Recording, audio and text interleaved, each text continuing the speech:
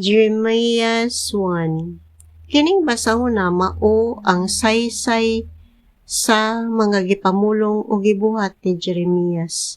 Anak siya ni Hilkias, nga usa sa mga pari sa lungsod sa Anatot sa yuta sa Benjamin. Sa ika-13 nga tuig sa paghari ni Josias nga anak ni Amon didto sa Juda, ang Ginoo nakigsulti kang Jeremias. Miusab pagpakigsulti ang Ginoo kang Jeremias sa diha nga si Joakim nga anak ni Josias maunay hari. Human niadto nakigsulti pagayod kaniya ang Ginoo sa makadaghan hangtod sa pagkabihag sa katawhan sa Jerusalem sa ika-5 nga bulan sa ika-11 nga tuig sa paghari ni Sidikiyas nga anak ni Josias.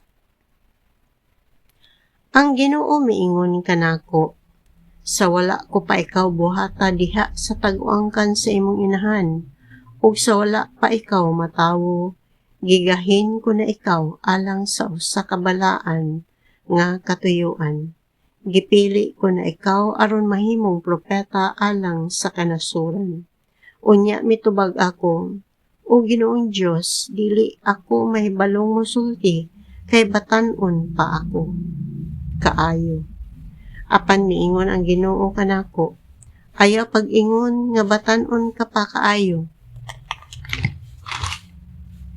Kay adtuon mo gayud ang katawhan nga paadtuan ko kanimo, ug isulti mo gayud ang akong ipasulti kanimo. Ayaw kahadlo kanila kay ubanan ug panalipdan ko ikaw. Ako ang Ginoo maoy nag-ingon niini. Unya gihikap sa Ginoo ang ako ngabil ug giingnan niya ako. Ania gibutang ko ang akong mga pulong diha sa imong mga ngabil. Karong adlaw hatagan ko ikaw gahom sa pagbuot sa mga kanasuran ug sa mga gingharian, sa pag-ibot ug sa pagpukan, sa paglaglag ug paglumpag, sa paglig-on ug pagpatindog. Nangutana ang Ginoo kanako, Jeremias, unsa may imong nakita? Mitubag ako, sanga sa kahoy almendras. Unya miingon ang Ginoo kanako, husto ang imong tubag kay nagbantay ako nga ang akong gipamulong matuman gayud. Nangutana pag-usab ang Ginoo kanako, unsa pa ang imong nakita? Ug mitubag ako, kulon nga nagbukal sa amihanan, ug hapit na kini mayabo, nganhing tampiha. Mipuno pagayud pag-ingon ang Ginoo kanako, dakong kadaot ang mubukal gikan sa amihanan, ug mahiagom ang tanang katawhan nga nagpuyo niining nasura. Pamatia kining akong isulti.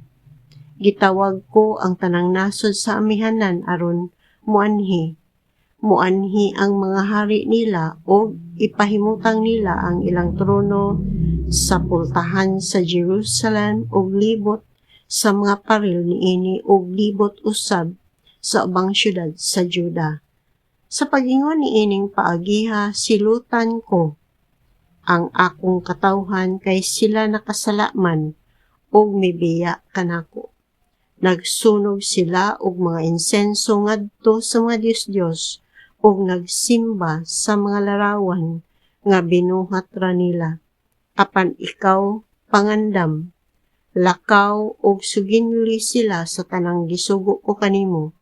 Ayaw kahadlo kanila aron dili ko ikaw hadlokon ug labaw pa niini inig atubang mo kanila. Pamati, Jeremias.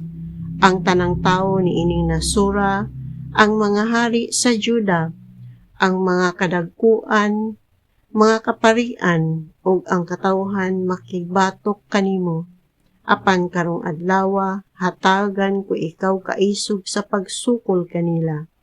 Mahisama ka sa kinutaan nga syudad, sa puthaw nga haligi, ug sa bronse nga paril. Dili sila makabuntog kanimo kay ubanan og panalipdan kuman ikaw. Ako ang Ginoo maoy nagsulti niini.